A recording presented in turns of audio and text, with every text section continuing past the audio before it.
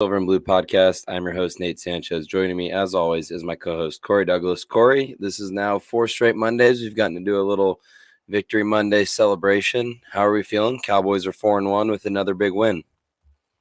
Yeah, man, we're feeling great. I mean, you said it all right there. Cowboys have won 4 games in a row. I felt like this one was definitely a huge one. I know we both picked the Rams to win this football game for a multitude of different reasons, but the fact that the Cowboys came out there and really played well. I mean, they really, for the most part, really dominated this football game. Aside from a Cooper Cup 75-yard touchdown. So yeah, I mean, everything's we're flying high over here. No pun intended for the next opponent, but no, we're doing good. Yeah, it was a really impressive statement win. And I was just reading Bob Sturm's Monday morning column on The Athletic, and he basically phrased this as, this kind of feels like a game where, it's like, oh, yeah, maybe if they'll win the game. But, if they win, and they did, like, kind of need to reset the expectations and maybe recalibrate how good we think this team can be, especially when Dak gets back. So just unbelievable that they've won 4 in a row without Dak. Cooper Rush moves to 5-0 as a starter. And, hats off to him. He's done a great job as the backup. And, we'll see if Dak plays this week. Doesn't sound super likely, but it sounds like there's a chance at least. We'll see how this week of practice goes, and we'll probably have a better idea of it when we talk again on Friday for our preview show. But yeah, just a really impressive win, just dominant from the jump. I mean, I don't know what more you can say about this defense, but yeah, winning this game sort of, you begin to readjust your expectations for this team. This is the second time I think we've had to do this, because going in, we were iffy on the roster, and then Dak gets hurt, so we got to recalibrate for that. And now I think we need to recalibrate again, because this team might be for real. And in a wide open NFC, which, there doesn't seem to be a super dominant team that's head and shoulders above everybody else. You got to take the Cowboys seriously now. Yeah, and I think the main part of this is the best Cowboys defense that we have seen in a very, very long time. I mean, we didn't see this type of defense, going back to the Romo days, and then we had a terrible quarterback situation between Aikman, and then once we finally found Romo. I mean, not since the Super Bowl days. Not to say this is the expectation that this team is going to go ahead and win a Super Bowl, but this is the best defense that this team has had since those days, and just the versatility that this defense brings on all three levels. I know we talk about this seemingly every week, but it deserves to be stated because this defense just keeps on and stacking performances on performances on performances. And I know coming into this game, I was a little bit nervous on, all right, Sean McVay's offense has had success versus this style of defense before, and some of these players. And you get Dan Quinn in the building, he comes up with a scheme where it really just limited the Rams offense entirely. And I know they brought it up on the broadcast, was like, what the Cowboys focus on is getting teams into, second and third and longs, and then taking the ball away. And I think the Rams, the little success they had on the ground was primarily only in that first quarter. And then after that, I think the number was like -4 yards for either the second half or the final three quarters. So, I mean, this defense is just, I mean, I just can't say enough about them. And they've kept this team afloat, during a time where many of us thought the season was over when once Dak went down in week one. Us, along with the way they performed in week one, was just terrible. And it was like, whoa, this offense is bad. The defense did what they could, but if this offense is going to be like this and the receivers don't show up, it could be a long season. So now, sitting here 4-1 4 weeks later is pretty incredible. Yeah, and when we did our preview show on Friday, we talked about some keys to the game to win. To help Cooper Rush against this Rams defense, you were going to have to run the ball well. They ran the ball, I believe, 30 times for something like 160 yards, something in that ballpark. I forget the exact number. We said, Cooper Rush cannot make the back-breaking turnovers. He never turned the ball over. And then we said, you're going to need, this is going to come down to the pass rush. You're going to need the pass rush to take over in this game. And boy, did they ever. Another just ridiculous performance from them. They racked up 36 pressures on Matthew Stafford and just hit him constantly. Looking at the breakdown of their pressures, again, 36 pressures, 23 of them were hurries, 8 of them were hits, and 5 of them were sacks. So Matthew Stafford was hit a lot yesterday, and they completely shut the Rams out. I mean, outside of a 70 of Cooper Kupp taking a drag route, or slant or drag route. I forget the exact route he ran, but Cooper Kupp taking a 5-yard route, 75 yards to the house. Outside of that, the Rams weren't able to do anything, and it was just dominant. And, this defense is special. I don't know what other way to put it now, because I going into the year, I thought they would be good. I didn't think they would be best in the league levels of good. And, this Sunday is going to be a really good test against a really good Philadelphia offense. The Cowboys defense is healthy enough right now. They got Jaron Kearse back. I know Micah Parsons has his little groin issue he's dealing with right now, but I mean, that was just dominant from the defense. And, we'll get into, both sides of the ball, but just from a bird's eye view, this was another dominant performance by the defense. This is now through 5 games. I believe they're allowing like 14 points per game. They've yet to allow over 20 points. They've yet to allow even 20 points. And they've given up 5 touchdowns in 5 weeks. I mean, this is beginning to get silly what they're doing. And I don't even know how I'll react if they're able to do this same thing against a really good Philadelphia offense on Sunday night. No, and then, we've talked about the defense, but once again, for the second week in a row, this team didn't commit the back-breaking penalties. Yesterday, it was just 5 penalties for 42 yards. They had the questionable roughing the passer penalty included in that. But just I feel like this team might even be turning a corner in as far as discipline goes. I think that's crucial, and they're not getting into those third down situations, getting off the field. But oh no, wait a minute, there's a flag on the play, so we have to stay on the field, which allows the offense to stay on there and make plays, drive the ball down the field. And I tell you, the biggest moment of the game, I feel like, because the conversation probably needs to be had about Brian Anger. He has been just really bad these last couple of weeks with a couple of really bad punts. But he set the defense up like I think the Rams got the ball like between a 30 and 40 in Cowboys territory. Great field And position. all the Rams could muster up is a missed field goal attempt because they ended up going backwards, via the sack. Talk about that pass rush that's been, just on fire so far to start the season. So, I mean, I think that was a crucial part in the game. And because I think the score was 19-10 at that point, if I'm not mistaken. I think so, So, yeah. you get that right there. They score a touchdown. You have a 2-point game, and then the way the offense was going, who knows what happens in that football game. But for the defense to stand up in that situation, I think shows a sign of how far this team has come. Even from last year when the defense surprised us.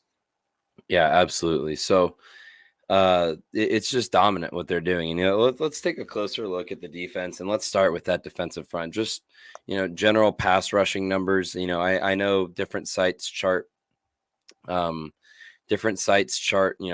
differently, but or pass rushing differently. But Micah Parsons was Dallas's highest graded pass rusher with a 91.4 grade. He generated 6 pressures. Of those 6 pressures, 2 were sacks, 1 was a hit, 3 were hurries. He had a ridiculous 27% pass rush win rate. Sam Williams had a hell of a day. I believe he was Dallas's highest graded defender overall. He got a good bit of snaps, and his development's been really encouraging. He's been getting better every week. Sam Williams with 3 pressures. I'll just go down the list of pressures. So again, 6 for Parsons, 2 for Dorrance Armstrong, including the strip sack that was returned for a touchdown right off the jump. 3 from Sam Williams, 6 from Demarcus Lawrence, 1 from Jordan Lewis, 7 from Oso Digizua. He was dominant yesterday up front. Absolutely. 1 from Tristan Hill, 3 from Carlos Watkins off the bench for Quinn Bohanna, 1 for Neville Gallimore, 4 for Dante Fowler, 1 for Jaron Kearse, and 1 for Leighton Vander Esch, for a grand total of 36. I mean, it's dominant what they're doing. And I think the defense set the tone, from the jump. I mean, it's like, okay, it'll be hard for this offense to play from behind, just, because they're going to be ready for whatever Cooper Rush does.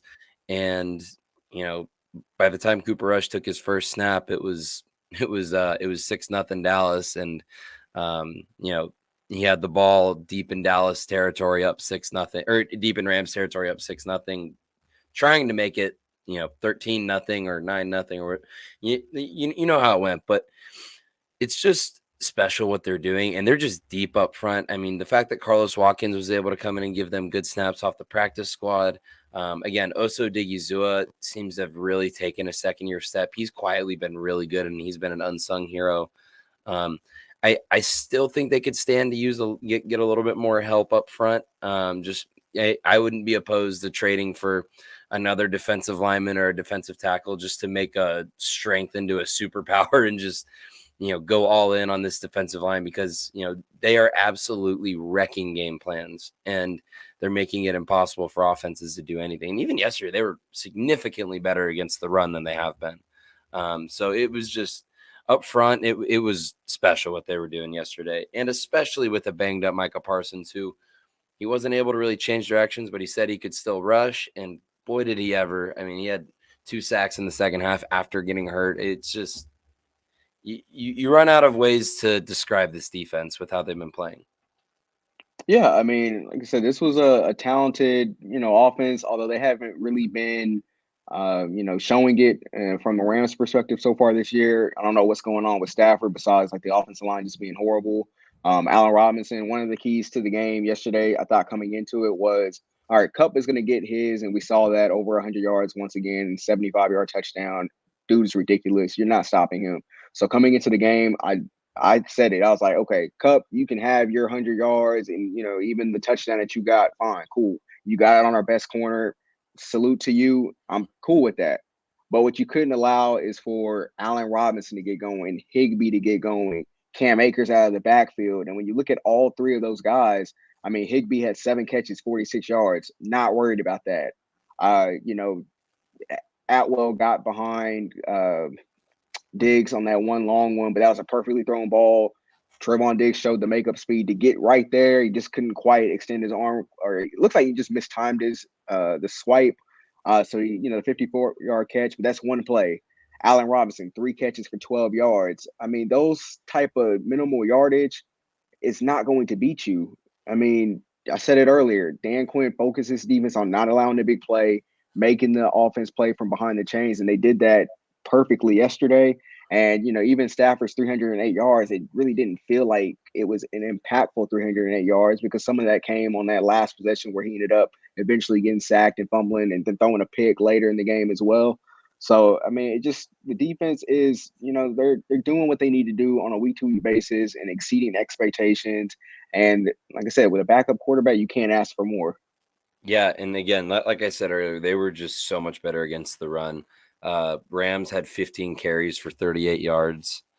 For my mathematicians at home, that is 2.5 yards per carry. That will absolutely get the job done.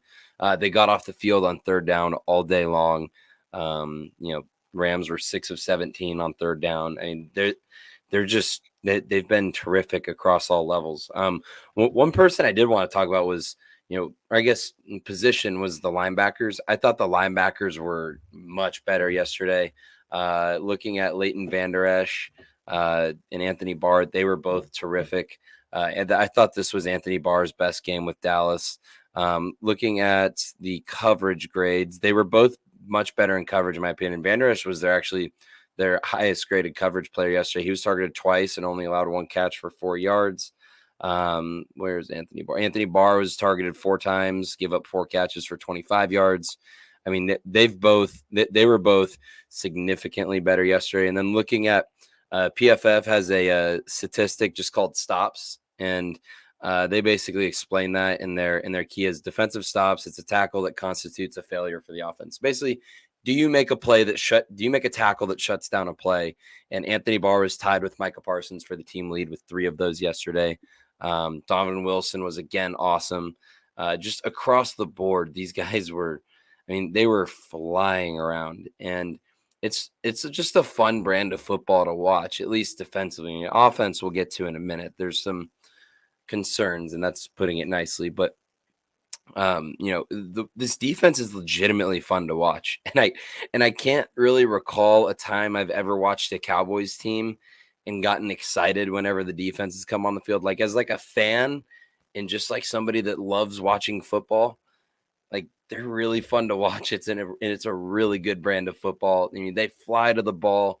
You can tell that, they're very well coached. I mean, Dan Quinn, you can't say enough about the job he's done, just across the board. I mean, this is just a well-coached defense that is filled to the absolute brim with talent. And, so those are kind of my thoughts about the defensive front. We touched on the defensive line.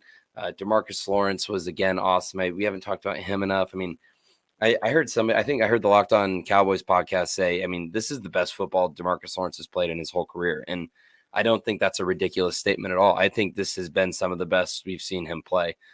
He's been outstanding. And, Anthony Barr has gotten better and better. It's really exciting to see how this team has played up front. I know we'll get to the secondary in a minute, but this defensive front is just ridiculous. And I think it's only going to get better as the season goes on, assuming they stay, at least healthy enough. Yeah, I heard a stat today where just to go on to continue on the point that we haven't seen a Cowboys defense like this in a really long time. There's a stat from 2012 that the Cowboys for the entire season had like 62 quarterback hits, and this year they already have 48 in 5 games. Like it's goofy what they're doing up there. Like I mean, these quarterbacks are not comfortable. They are not safe back there in the pocket. And I think one point that's been made a lot throughout the first, I guess, month and change of the season is that, well, the Cowboys haven't really been going up against the strongest offensive lines, but how much of that is a factor of they've gone against the Cowboys, to factor in some of those numbers that they've been that show that they've been struggling. So I definitely think you have to give the Cowboys credit on that. And also, because you said we're going to move to the secondary, I actually want to go ahead and transition over to the secondary because I want to salute Trevon Diggs once again. Like I said, week 1, I called him out because it didn't seem like he was a willing participant as far as tackling goes. Yeah. I thought yesterday he made a couple of huge stops when the Rams were trying to get out to the outside. He was getting off blocks and he was making the tackle to ensure that the Rams weren't able to get first downs. They weren't able to get that extra yardage that I think the Bucs definitely took advantage of in week 1. You can mention the 2 plays, and even he went on Twitter after the game and said, hey, those 10 points were on me. But hey, I tweeted back to him like, yo, if you're the reason that we give up the 10 points that we give up, I'm not concerned in the slightest because it's not going to be very often that you're going to take advantage of Trevon Diggs where it leads to points. So I love the accountability, but definitely I wanted to highlight, as we transition into the secondary, I wanted to highlight that point for sure. Because I mean, he was near the team lead in tackles with 6. And I thought, at least 3 or 4 of those were huge because it stopped, stopped the game, multiple gains or long yardage in the run game. Yeah, absolutely. And, his official stats for PFF aren't pretty, but his grade actually is not awful compared to where PFF usually grades him. He got a 61.9 coverage grade, which looks to be looking at it's 1, 2, 3, 4th highest among the DBs. He was graded better than Anthony Brown. So his official numbers are 10 targets, 8 receptions for 184 yards. And, the average depth of target is 7.7 yards, and the yards after the catch are 123.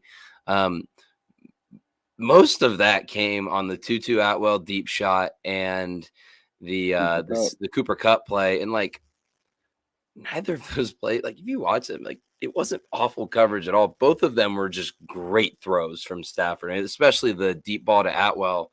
We're like, I'm not really going to kill Trevon Diggs for that because that wasn't bad coverage at all. It just was an absolutely perfect throw. And then on the Cooper Kupp play, like I said earlier, it's like a, pretty short route that, where was his safety help? Like, is there no, it's Cooper Kupp isn't a great matchup for Diggs, but,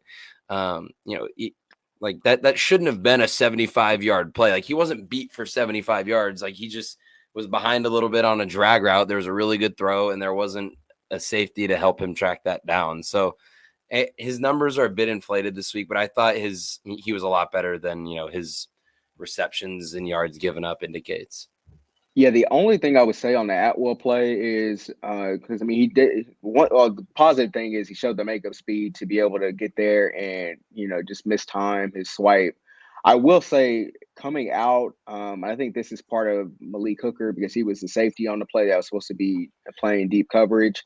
He seemed like he might have kind of eased into that play a little bit where it allowed Atwell he might have underestimated Atwell's speed maybe or something along that nature, or maybe he was just assuming that Malik Hooker wouldn't get sucked into the play action there.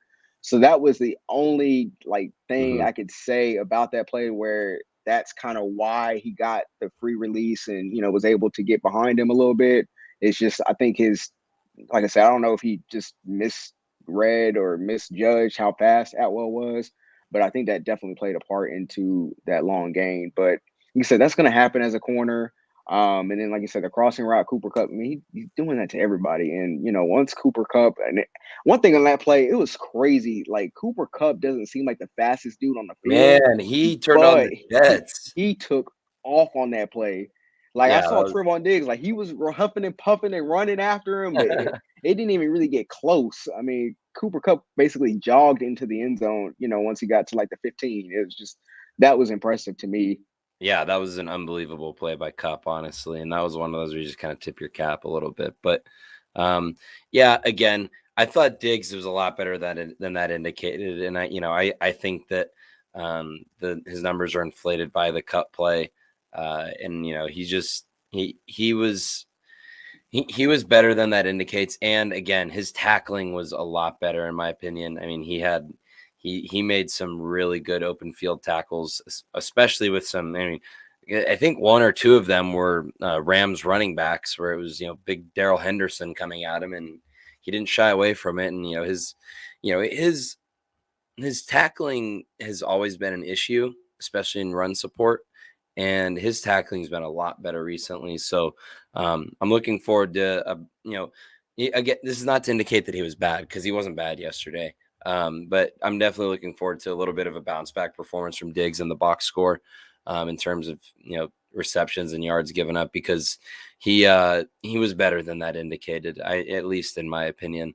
Another name that you have to talk about every week, and I really think he's just the unsung hero on this defense is Malik Hooker. I believe he's now PFF's fourth highest graded safety. Another day where Malik Hooker did not give up a single reception in coverage. I believe, on the season per PFF, has given up just 2 catches for 5 yards and got an interception yesterday. I mean, he's been outstanding on the back end.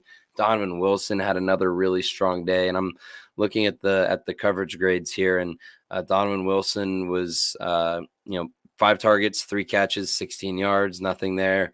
Jaron Kearse in his first game back was solid, 5 targets, 4 catches, 36 yards. Anthony Brown he received about the same grade as Diggs, and he was targeted 9 times. He gave up 4 catches for 21 yards. I thought this was a strong Anthony Brown game.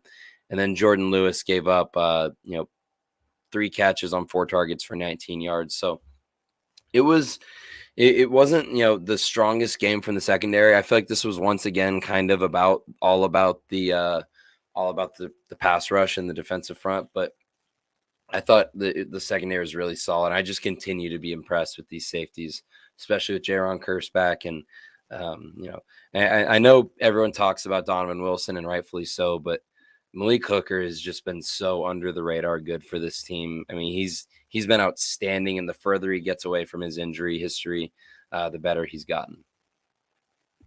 Yeah, I mean, absolutely. And I'm just looking down the box score for the Rams, and I mean, I call him fake Cooper Cup, but Skronik, he had 6 catches for 41 yards, but his longest catch was 12.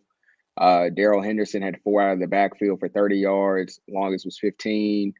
Some guy named Gervais, he had the 1 catch for 12 yards. Oh, that was on the fake punt. That was on the fake punt. Oh, right. They Yeah. snuck that in on us, and that was a gutsy call, especially as far as backed up as they were. Dude, doing that from your own 25 what was the score at the time? Was Dallas up 10? What?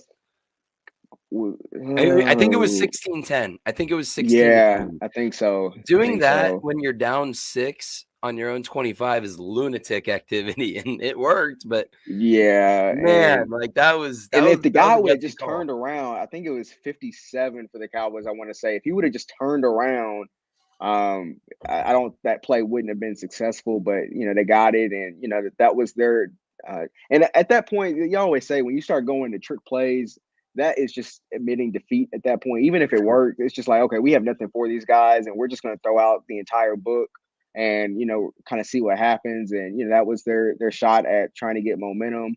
And obviously, it did not work because they did not. I don't even think they scored off of that possession. I think they still ended up having to punt later on. So yeah, I mean, just nothing really sticks out other than Cooper Kupp, 7 catches for 125 yards and a touchdown.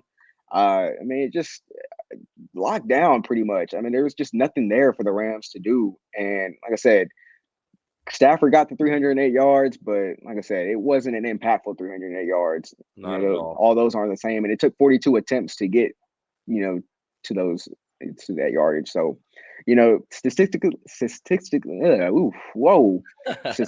it wasn't a great performance for the secondary, but I thought they made enough plays and made it difficult for the Rams to move the ball consistently, which is the Especially main thing. like especially like late in the game when you have a lead, the Cowboys defense is, they're exchanging yards for time off the clock. When they're moving the ball, that they're like, all right, we'll give you the middle of the field. We're not gonna let you get out of bounds, but we're gonna trade you some yards for time off the clock. And that's what they were doing at the end. And so make no mistake about it, it was a dominant performance, and the Rams were only able to muster 10 points. And even to the point where it was like, okay, maybe the Rams are gonna, sneak a touchdown here at the end of the game. Even then, the defense is like, no, you're not going to do Mm-mm. that. And Micah was No. all over Matthew Stafford. I mean, it was a great performance. One other name, real quick, before we move to the offense, one other name that that's helped a lot, who was really good yesterday as well, was Tristan Hill. I thought he was a part of the defense. I know I'm a little bit off topic there, but when I was looking at the box scores and everything with the PFF grades, he was noticeable on there. I believe he had 2 stops. He had a couple. I think he had a tackle for loss yesterday. Yep. Just in general, wrapping up the discussion on the defense, just how special this defensive line is, and just how much they've come to play, just throughout this season, and how much pressure they've been able to generate on quarterbacks.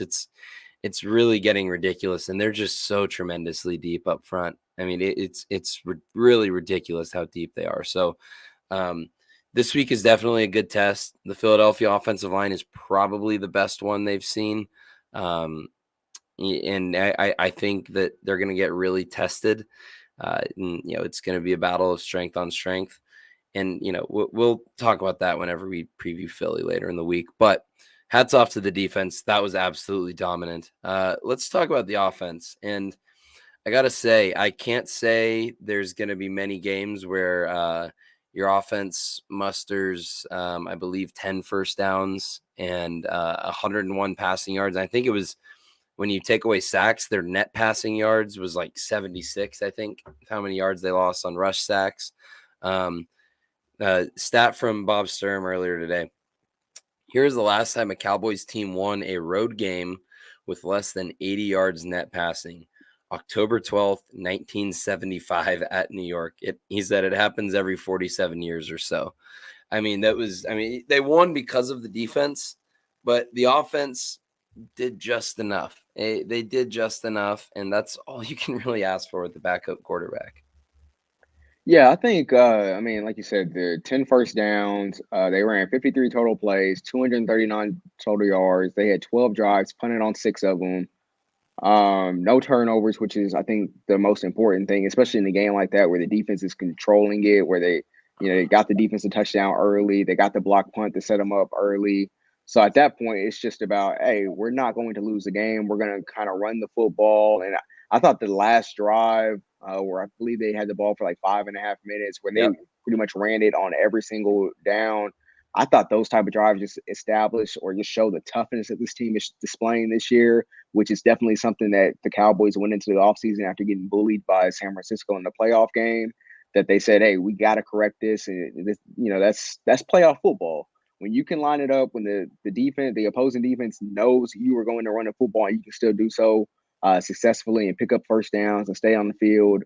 I thought those aspects of the offense were very good, but like you said, 76 passing yards. I mean, that is not going to get it done on a week to week basis. And there is going to come a week here soon. Hopefully, it's not Sunday night in Philly. Hopefully, it's when Dak Prescott comes back. But the defense is not going to allow 14 points a game the entire season. So at some point, the offense is going to have to carry the load, which, as we go week by week, I think we're finding out that it might not be in Cooper Rush's capabilities. So like I said, Dak Prescott coming back. Hopefully, if it's not Sunday night, which I'm not going to trip too hard on that. If it's not, but against the Lions or Bears, whenever he comes back in the next couple of weeks, that is going to definitely be something that that Kellen Moore, Mike McCarthy, and Dak are going to have to figure out. But I also don't want them to go away from running the football and doing things like that, because I think needs to be a not a run first offense, but they need to continue making sure they're successful running the football. So those were just my thoughts on the offense. Just don't turn the ball over right now. It's the way how dominant this defense was and the flow of the game from yesterday. So yeah, I mean those were my initial thoughts. Yeah, let's start with the offensive line. I thought they had a pretty strong day running the ball. They were able to move some bodies. Looking at their run blocking grades, were strong. Tyler Biotish was their highest graded run blocker, right behind Terrence Steele. Terrence Steele, once again, another quiet day at right tackle. Didn't give up. Actually, no, I take that back. He gave up one pressure. But yeah, looking at their pass blocking grades were not very good. I do think they had a tough day. In that department. Welcome to the NFL, Tyler Smith. Yeah, Tyler Smith had a hell of a day, but even then, he was their second highest graded pass blocking lineman because, he gave up those 2 sacks against Donald early on, and then I really feel like they started helping him out a little bit more. And I think in the second half, he settled down. But that was definitely his welcome to the NFL moment for sure. He was a lot better, in my opinion, in the second half. Surprising to see Zach Martin was their lowest graded pass blocker yesterday with a miserable grade of 19.2. He was charged with 3 pressures. Live to the naked eye, I still haven't gone back and rewatched it, but to the naked eye, it didn't seem like he was that much of a liability in pass protection. But those are PFF grades. I use them and I look at them, but they're not everything. I needed to go back and look because I really didn't think Zach Martin was that much of an issue. Conor McGovern had another tough grade, 26.3 pass blocking grade. He gave up 2 pressures. Biotish was charged with 3 pressures. So it was definitely a tougher day in the pass blocking department. This of the 4 games with Cooper Rush, this definitely felt like the game where Rush was under the most fire. But overall, they were able to run the ball enough to get the job done. But yeah, going forward, they're going to need to be better in pass protection. And, I thought Conor McGovern, again, the grade is the grade, but I thought he seemed noticeably healthier than he did last week. Still not great, but, and especially with the Jason Peters injury, that just gives you a lot less flexibility at left guard away from McGovern. So we'll just have to see how McGovern continues to play, but overall, not a great day in pass protection. But again, like I said, they were able to run the ball enough, and Tony Pollard was able to pop a 57-yard touchdown. When, by the way, the timing of that touchdown couldn't have been better because it felt like your 2-score lead had just evaporated, and then Pollard pops a 57-yard run. You take the lead 16-10, and you're up for good. So it's just, that could not have been bigger or better, had better timing. That was just really impressive. But yeah, up front, up and down day, but they did enough in run blocking for sure. And I thought just going back to the Tyler Smith, Aaron Donald point, I thought the Rams, I felt like that game plan was, I think, very successful because typically when you think of Aaron Donald, you think of him playing in the middle and, you don't really think of him as an edge pass rusher. But for them to line him up on Tyler Smith one-on-one and, trying to exploit that matchup, props to, the Rams defensive coordinator for that. But also give props to the Cowboys for, hey, we're not just automatically going to throw help your way to begin the game. We're going to go out there, throw you in the fire, see what happens, and hey, if it didn't work, which it didn't, then we'll adjust our game plan to start, kind of giving you some help and different things like that. But the only way Tyler Smith is going to grow is by those type of, you know, teaching lessons and going against those type of players. So I like it on both sides from the Rams perspective, but I also like it from the Cowboys perspective because I think what's going to happen is this week in film study, when they go back and look at this film, I think Tyler Smith is going to pick up a lot of things. And he's already a very knowledgeable player. And, Mhm. anytime I hear him talk, he's talking about, being in the lab, talking to Jason Peters and talking to the vets and, the vets talking about him, talk about his work ethic. So I thought that was definitely a good teaching moment for him. And all in all, for the offensive line, I'm, not bad. I had some concerns leading into the game about, how successful would the Cowboys be able to run the football against the Rams, and I think they answered that pretty well. I know there's still a conversation floating out there with the Zeke Pollard distribution.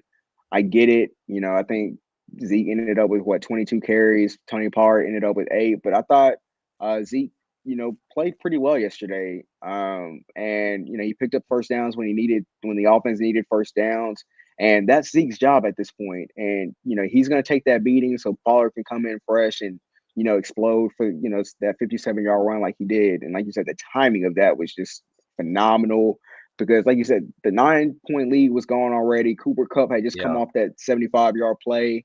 And you're thinking, if you get stopped there, who knows what that game turns out to? Maybe the defense makes another play where they can get, set up the offense with a short field, but who knows? But for them to answer like that, which is something that they've been doing, they did it in Cincinnati once they blew the lead. They did it against the Giants when they fell behind. And then they did it, in Washington when things were kind of getting dicey. So the resiliency, I think, of this team so far has been really incredible to see. And I think it's a huge step from last season when you're going outside the NFC East and, beating some of these opponents. Yeah, absolutely. And I'm trying to find this tweet, with regard to the run game and the Zeke and Pollard thing that we're probably gonna get into with that workload. But they basically put it as maybe you saw the same tweet. I forget who put it out there, but it was one of the Cowboys writers, and they said something to the effect of if the play is blocked for 2 yards, then Zeke can I get did see this. you Yep. 4 or 5, and Pollard will get you 2. If the play is blocked for 5, 10, 15 15. yards, Zeke's Yeah. going to get you that, but Pollard can take that for 57 like he did on Sunday. So, I thought my thoughts on the workload between the two of them was I thought that was a bit too much Zeke compared to Pollard. I think the final carry count was like 22-8. And Pollard had more yards than Zeke on 8 carries than he did in 22. So I do think that I think their workload needs to be split much closer to 50-50. Maybe 60-40 Zeke. But Pollard does, he breaks some of those runs because of the body blows from Zeke. And, Zeke gets you those yards in between the tackles. But Pollard, like no one's questioning that Pollard has more burst. He clearly does. But, I feel like they complement each other really well. And when you split their workload right, it can be really, really effective. It wasn't effective at times yesterday, and that's fine. But I thought Pollard. I think I don't know.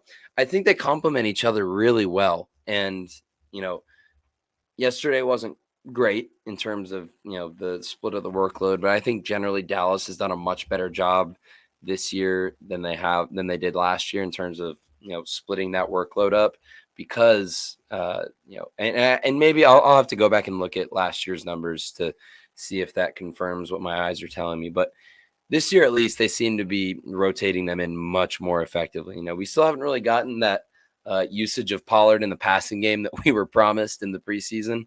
There hasn't really been much of that at all. Maybe, Surprise. and maybe part of that's because Dak has been out, um, but yeah, just in general, they complement each other really well, and I think this running game has a chance to go a long way. Yeah, I mean, like I said, like I'm kind of over the Zeke Pollard distribution thing. Like I think obviously it's not going to be 22-8. I think some of that had to do with that last possession where Yeah. they were running the ball every possession. So I think it kind of got out of whack. I'm not sure exactly what the numbers were heading into that possession, but I feel like that's kind of where it became a 14 carry margin. But like I said, I think Zeke's doing his job and Pollard's doing his job to the best of his abilities, and it works. Like you said, they complement each other well, and it's working for the team. They're 4-1, so I think it's not always going to be like that every single week. But if it does end up like that and they win the football game, I don't really have too much to say on it, I guess, per se. But I mean, everything that you said is obvious. I mean, like you said, 57-yard run is not in Zeke's bag anymore. I don't think he's had that since 2016. I saw a stat where he has like two. Pollard has two of those runs within the last couple of years, and Zeke doesn't have one since 2016. So I mean, the stats are the stats, and Yeah. that's kind of where we're at with it. But like I said, I'm not making too big of a deal of it because it's not like Zeke's, not picking up the short yardage situations. It's not, he's, they work together. I guess it's just what I'm saying. Yeah. So yeah, like I said, there's not much to be said about that to me anymore. Yeah, and just the real quick, then we'll get to the passing game. I think that the running game is more efficient this year, at least way more efficient than it was in the second half of last year when the rushing attack basically fell off the face of the earth. They've invested in run blocking. I mean, Terrence Steele is a really strong run blocker, and for whatever Terrence Steele, Lyle Collins comparisons you might want to make, Steele that's his best trait is his run blocking. Zach Martin is Zach Martin. Biotish has been a lot better, and then Tyler Smith was a much better run blocker than a pass blocker coming out of college. He's sort of a mauler type, so they've clearly invested in this run game, with their decisions along the offensive line. It showed yesterday. So, you got anything else on that before we move on to the passing attack? Because let's get into the passing game. Was not much to pretty. talk about there. Yeah, Cooper Rush 10 of 16 for 102 yards. Just not much there. Now I will say some of that included a couple drops from CD and Michael Gallup. The Michael Gallup one was a disgusting route that he ran. And that directly led to points. And I think Jeff Kavanaugh said Gallup running that route, and because it was a fantastic route, and then dropping the pass. Kavanaugh compared that. He said that route and that drop was like when you in basketball when you cross someone over and they fall down and you miss a shot. And that was more than a miss. That was an air ball. Yeah. And so it just there wasn't much there. One thing that I noticed when looking at the numbers was they went away. They've been really heavy play action with Cooper Rush over these 4 games with him, really leaning on that. And this is by far the lowest percentage that they used play action. I don't have the specific percentages from the prior 3 weeks, but it's been really close to 50%, somewhere in that ballpark. Cowboys ran play action on just 15.8% of Cooper Rush's dropbacks. And on those dropbacks, he was 2 of 3 for 15 yards. He's been pretty, and maybe some of that is defense is catching on, but they didn't really run play action yesterday. And I do think part of that is if you're going to run play action, maybe take those shots downfield. The protection needs to hold up, and the protection was not great yesterday. So I think that maybe played a factor in it, but just in general, not a great day from the passing attack. But I do think that, CD was able to make enough plays. Michael Gallup made that unbelievable toe drag catch on the sideline. That ridiculous catch. That was maybe the best catch of Gallup's career. I mean, that was stupid. And so, they were able to make enough plays in the passing attack, but generally that's not going to, that output is not even going to come close to getting it done against on a day when the defense, isn't completely dominating. Because let's face it, if the defense didn't completely dominate that game, Dallas doesn't win. Just because the offense wasn't able to do a whole lot, especially through the air. Yeah, I mean, looking at the box score, CeeDee Lamb 5 catches for 53 yards, Michael Gallup 4 for 44, Noah Brown 1 for 5, and that's where the passing game stops. So it's like nobody got involved. Like even Noah Brown disappeared yesterday. Dalton Schultz again. another no catch performance. I mean, I know for his contract's sake, I know he can't wait till Dak Prescott Yeah, gets back for him.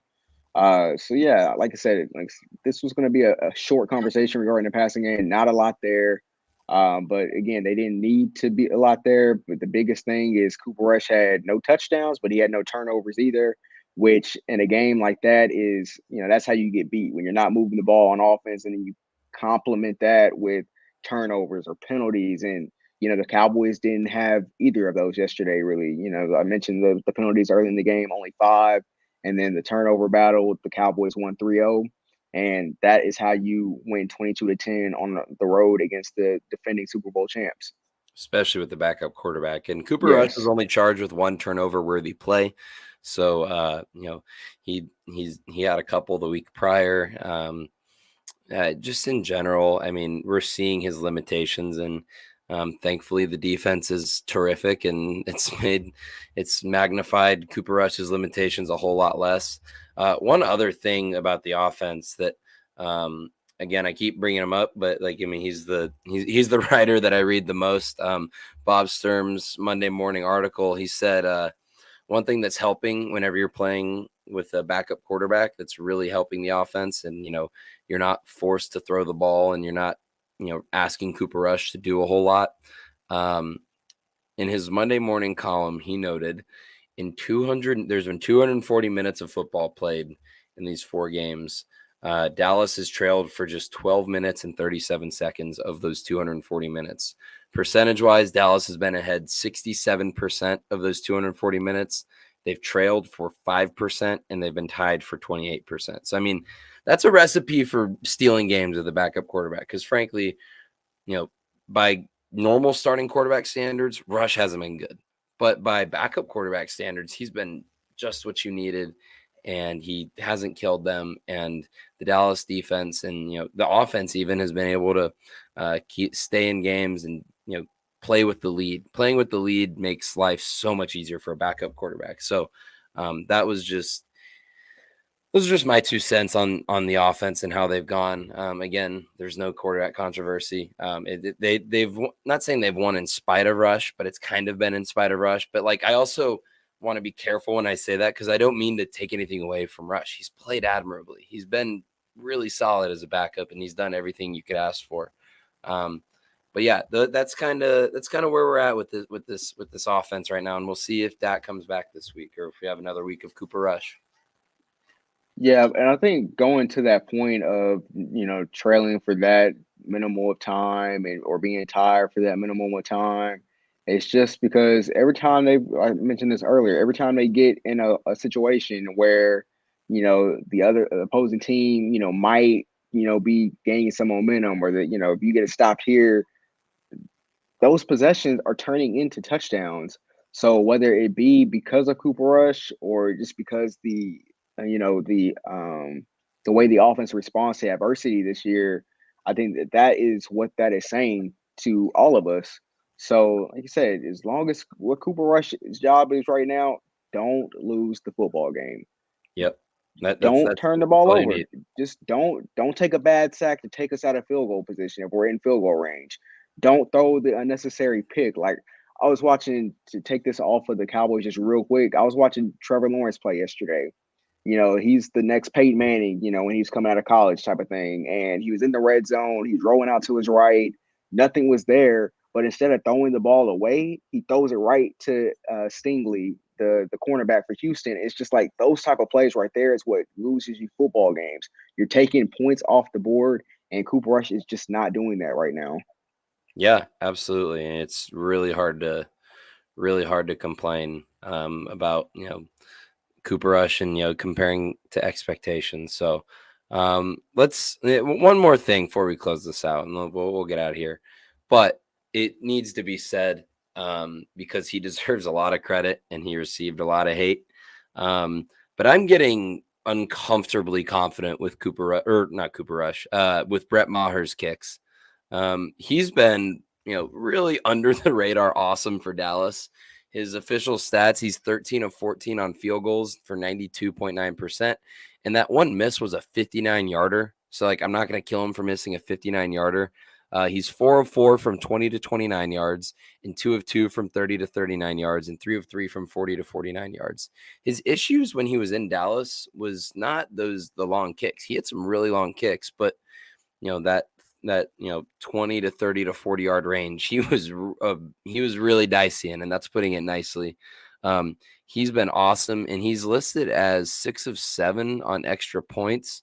He missed an extra point last week against. He missed an extra point against Washington, but if I'm blank, I don't remember him missing it. Was it blocked?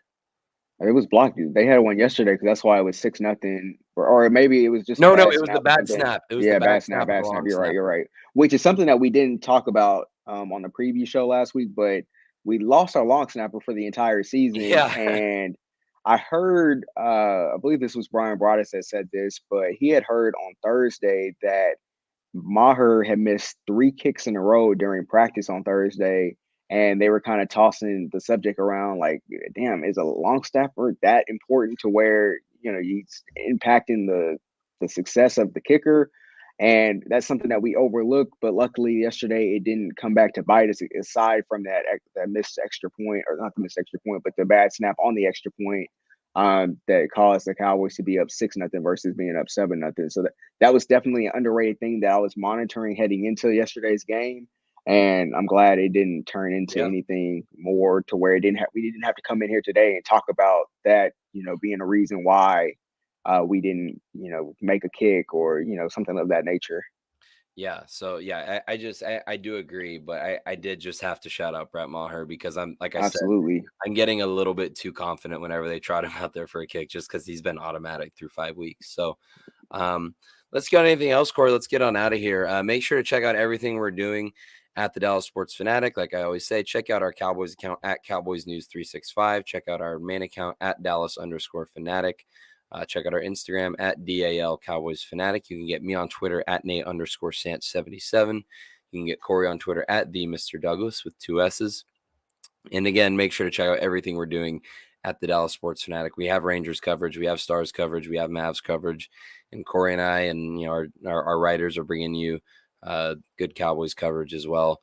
Be sure to check out my offensive and defensive reviews. Will be out either tomorrow or sometime this week. So be on the lookout for those at DallasSportsFanatic.com. So again, thank you guys for listening. We'll talk to you next time on the Silver and Blue Podcast when we preview the battle for first place in the NFC East when they go on Sunday Night Football to take on the Philadelphia Eagles. We'll talk to you guys next time.